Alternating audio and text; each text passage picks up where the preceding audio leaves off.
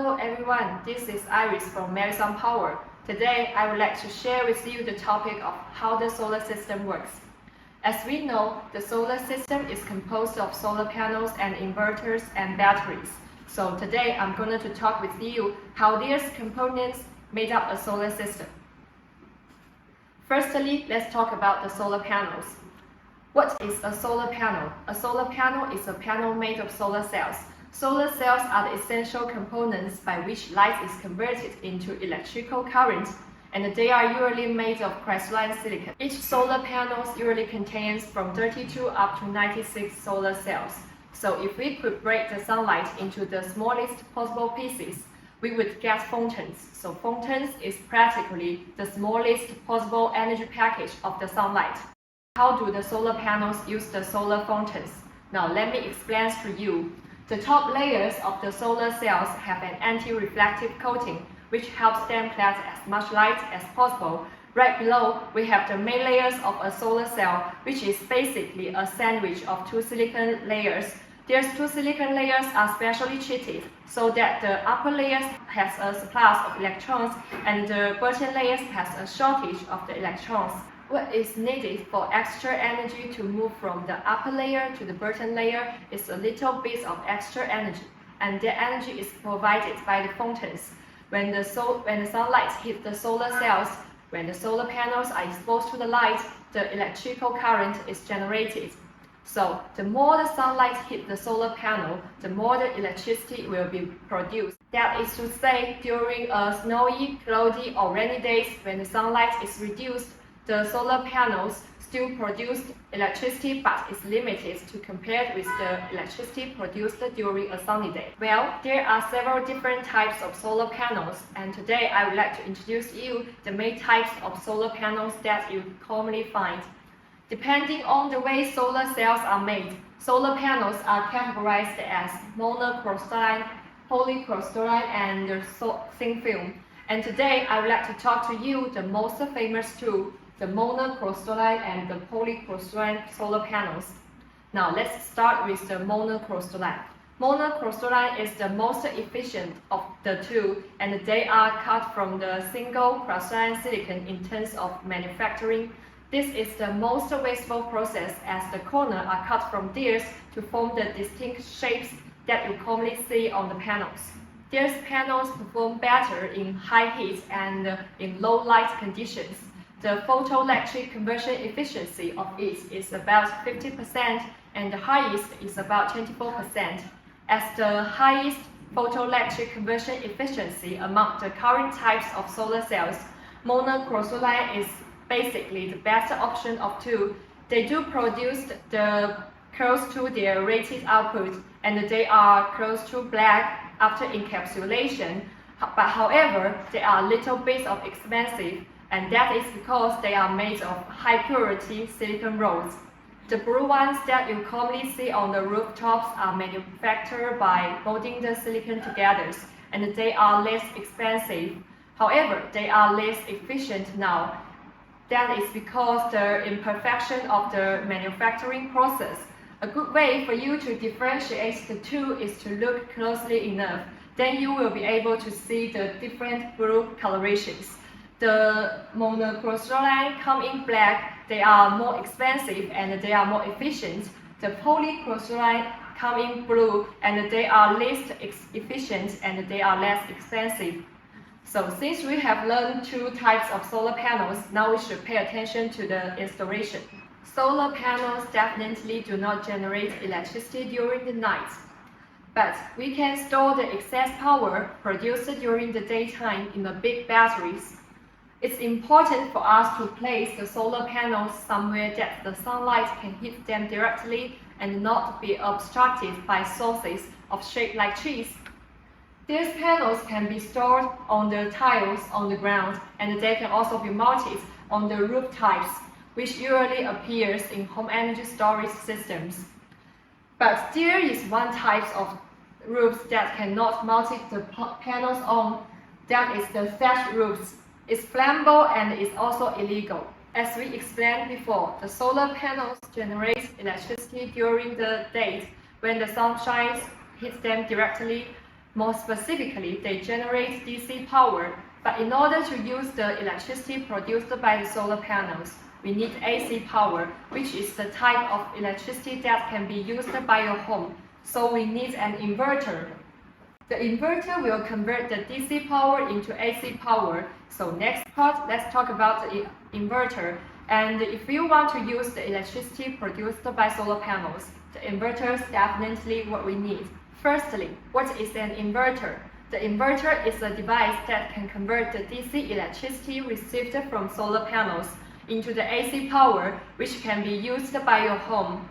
The working principle of solar panels we have explained before, that is, during the day, when the sun shines on the solar panels installed in your home, the electronics in the solar cells start to move around, which produce DC power, and then it will go straight to the inverter, which converts it into AC power, the standard types of current that can be used in your home. Then there are three different kinds of solar inverters: grid-tie inverters, off-grid inverters, and hybrid inverters. Different kinds of inverters match different solar systems. Firstly, let's talking about the grid-tie inverters. The grid-tie inverters are used with the solar PV systems, which integrally connected to the utility grid power. They must connect it to the grid to function the electricity produced by the solar panels. When the sunshine is strong, the PV systems will fetch the excess power into the grid by supplying power to the AC load. When the sunshine is insufficient, it can obtain power from the grid to supply power to the house load. However, this kind of systems doesn't have a battery backup, so you can't get the power when there is a power outage.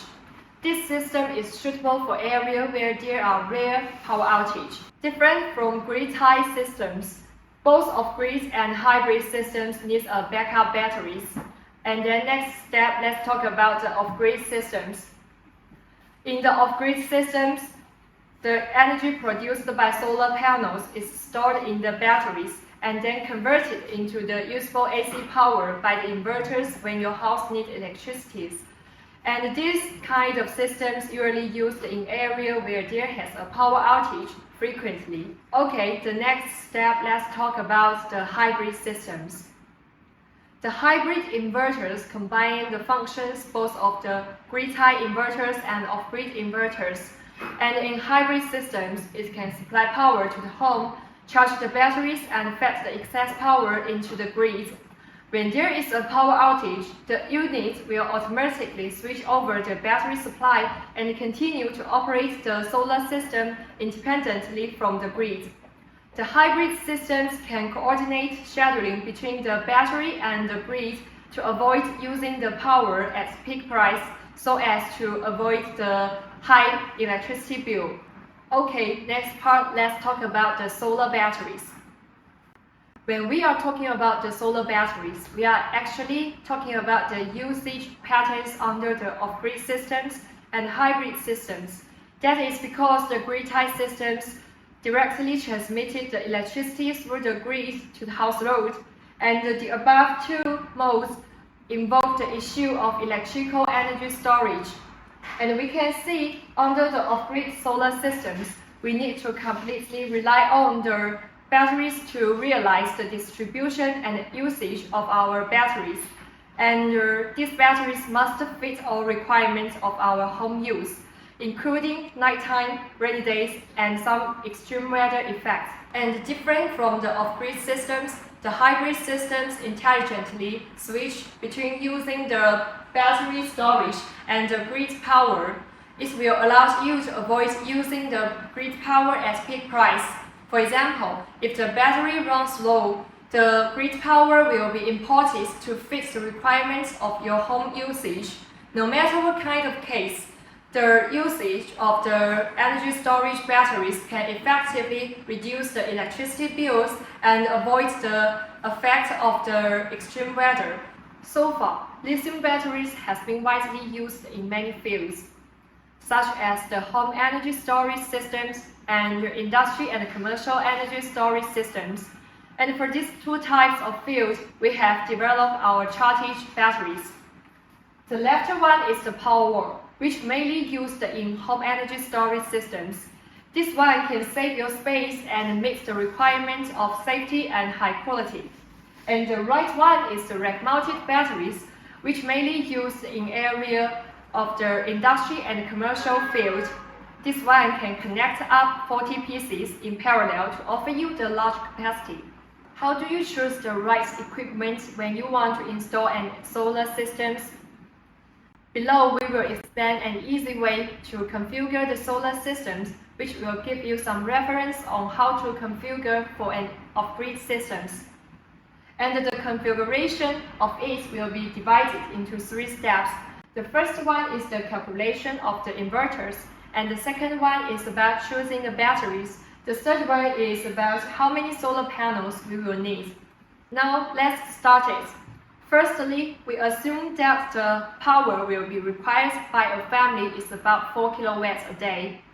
And here is the formula, and we can see the total load is divided by 0.8. I would like to explain to you that's why we need to divide it by 0.8. That is because the inverter will have a loss of energy in the process of the current transmission, and it's about 80%. So we can get the accurate power of the inverters according to this formula, that is 5 kilowatts.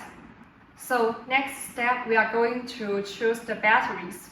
As we assumed before, the power of the total load in your house is about 4 kilowatts, and as we assume that the backup time is about 8 hours, we choose the 48 voltage of the batteries.